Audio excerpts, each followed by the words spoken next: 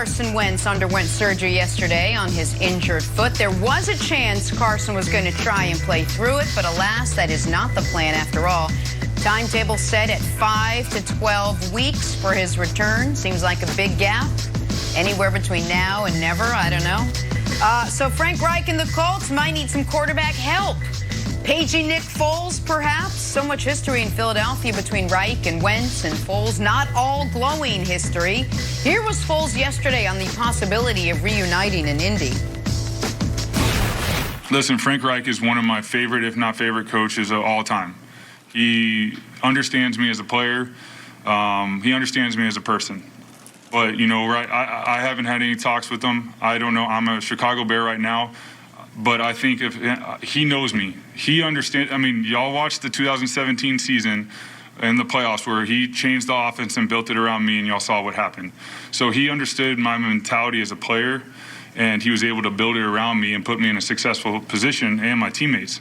But that being said, they have Carson, and Carson and I have a lot of history. I have a lot of respect for Carson. He's a tremendous player. He's going through adversity once again, but he'll bounce back. And you know what? He might miss a few games, but I know he'll be back out there. But we haven't had any talks, so right now I'm a Chicago Bear, and I'm going to keep slinging it with these third stringers, and we're going to dice them up. You don't just want to go somewhere to go somewhere. Like, you want to go somewhere where you know the people somewhat, or you know someone who knows the people that can vouch for the people so you can succeed. Listen, I'm 32. I feel great. The version of me right now is much better than the version that played in the Super Bowl. I'll tell you that. And I'm confident in that. So put that through your mind. Oh, wow. Well, if Nick Foles is better than he was that Super Bowl season, grab him. Colts, Frank Reich, grab him. They'd be wise to trade for him. Here were Foles' numbers under Reich's tutelage in Philly. 5-1 during that Super Bowl run in 2017, 11 touchdowns, 3 picks. And he's the first to tell you, he's better now. So, Brandon, should the Colts trade for Nick Foles as a replacement for the injured Carson Wentz? Oh, listen, first, did it sound like Nick Foles was a bit of a lobbyist there? I absolutely love it. Look, you got to take ownership in your career and what you're trying to do. But Nick Foles went out there and was like, look, I'm a third stringer. He wanted that to be clear. Everybody in the NFL knows that Nick Foles is not a third stringer. If anything, he's a backup. Yeah, and he's a guy that you can count on that can keep things together when a guy like Carson goes down. Look, go back to 2017. Carson Wentz was lighting the NFL on fire, okay? 33 touchdowns, 7 interceptions, 103 quarterback passer rating. We talked about that yesterday. I talked about it yesterday. And then he went down, okay? Brutal injury at the wrong time, terrible timing. Then Nick Foles stepped in. And yes, they did change some things up. And that boy came in and went on a tear himself. Like, that offense went to a new level. That deep ball emerged. Alshon Jeffrey start making more, bigger plays. So, with that being said, we know what the history is there. He didn't say, he is a great teammate. He said, look, he's a great player and he'll bounce back. They know that if he comes in there, there's going to be some bad blood. There's going to be some tension. We talked about it all last year where Carson Wentz is fragile, that mindset. And that's one of the reasons why he wanted out. That's one of the reasons why it didn't work last year, because of who they brought in. They brought in Jalen Hurts. So it won't work. But with all that being said, Nick, if I'm Chris Ballard, the general manager there, I do it. I do it quick. Look, this is the National Football League, and yesterday you talked about the schedule, how brutal of a start of a season it is. You don't have time to waste. If you fall behind to the Tennessee Titans and what they have going on there, bringing in Julio Jones, oh, my goodness, and that running game, yeah, you may not have an opportunity. So, no, you got to go get it done right now. Who else out there can you get? There's nobody else that can come in there and help you make it through this stretch until Carson Wentz gets back. So there's a lot to unpack here. First, I want to talk about the Bears side of things. If I'm Ryan Pace, I cut Nick Foles today. That was outrageous. Whoa. You're on the team, buddy. Like, what are you doing? Like, he's like, we haven't talked yet. Yeah, no bleep, you haven't talked. It's not allowed. Like, I don't. Hey, Nick Foles, Do you know why you're the third-string quarterback? Because that team watched you play last year and said, by God, someone call Andy Dalton, because he'll be better than what we had. They gave you every opportunity to prove yourself. They gave you a bunch of money that you didn't play up to the level of, and you were terrible. And by the way, you were terrible in Jacksonville. So this idea of he's like, oh, listen, I'm going to go dice him up with the third string, and he's my favorite coach I've ever had, and when I go somewhere, you want to... What are you talking about, buddy? So, yeah, I don't think the Colts should have to trade much for Nick Foles, because I think Nick Foles should be released this morning. If I'm running the Bears, I'm like, you got to be kidding me, man. Like, stop it.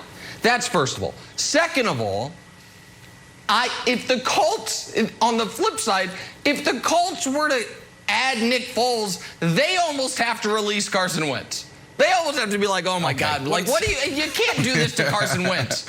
Yeah, I mean Carson Wentz doesn't deserve that. I just mean like Carson Wentz can't have this guy following him throughout his whole career, city to city, just like because poor guy. Like, and so I do think Wilds, that the kind of underrated story of this, everyone talks about what a great job Chris Ballard has done. And I think that is correct. I think Grigson, when he was running things with Andrew Luck, did a poor of a general managing job as one can do. I think Ballard's done an excellent job roster building. But, and we can show the graphic, when Carson Wentz is your quarterback, you need to have a backup plan. Because it is not shocking he got hurt. It would have been shocking if he didn't. And I understand this is like an unlucky injury, and they're like, oh no, he's had it for a long time. But you can't they say that about Right. Exactly right, Jenna. They're all, it's like, if that, if this. You can't pencil Carson in for 16 games. And if you had real Super Bowl aspirations, as I know some people like Brandon really likes the roster and a lot of people do, you needed to invest better in your backup quarterback than your guy Jacob Eason, Wilds. So the short version is, if I'm the Bears, I'm cutting Carson Wentz. If I'm the Colts, if I'm the Bears, I'm cutting Nick Foles. And if I'm the Colts, I'm asking myself, why were we not prepared for the inevitable Carson Wentz injury? Okay, so I have two solutions here. First, about Nick Foles, I think you made a great point, but I don't cut him. I just send him somewhere else. And it's like, hey, COVID protocols. You see what's happening with the Vikings. Kellen Mond and Kirk Cousins are in the COVID protocol, and they're like literally bringing in guys off the street to run the practice. And I could see something happening like we had with the Broncos last year, where you get quarterbacks going into a COVID protocol. So you need to have guys separated. So Nick Foles, good news. Your training camp is actually in a different part of Illinois. So there you go. So here's I've got the solution for the Colts, and it's a blind reveal. And this is so obvious once I reveal the blind reveal, you're going to be like, yeah, that makes a lot of sense. Here's the guy who should be the quarterback for the Colts. He's not done it all. He had the 6th most wins. He had the 8th best completion percentage. He had the 10th most passing yards, and he was tied for 9th in yards per pass. Is Nicholas, that do you know who it is? Is it Phillip Rivers? That is correct. Bing, bing, bing. $50 to Nick Wright. You can go towards your gambling debts to Phil Helmuth. Coaching high school right now? Bring back Phillip Rivers. He didn't really want to retire, Brandon. He didn't. It was a very odd kind of departure. Bring back Andrew Luck. Where it feels like... Yeah, that's not what I heard. No, it feels like he wanted to go a little... Go ahead, let's hear what you heard. I got you. I got you to put on your news hat. Let's go. Let's hear it. Well, listen, poor Chris Ballard. You highlighted him earlier. This dude is phenomenal. Well, Nick, you talked about him. This dude is next level general manager. He's next level team building, and he also has this guy at the head coaching position, and he let him do his job. And so when you look at his stint in Indy right now, you come in and you think you have what you need, especially at the quarterback position, right? You got Andrew Luck there, and then Andrew Luck retires on you, okay, in camp. That's brutal. So then you go to Brissett, okay? Did I say his name right? Jacoby. There you go. Brissett. Jacoby comes in. Jacoby, Brissett. Yep. Yeah, he was doing okay, and then he didn't pan out. But then you come in and you bring in Phillip Rivers. Phillip Rivers, Nick, I know we went back and forth on this last year. He did a great job, and you didn't believe in him. And he took that offense, he took that team to another level. And Chris wanted him back. The whole organization wanted him back, but he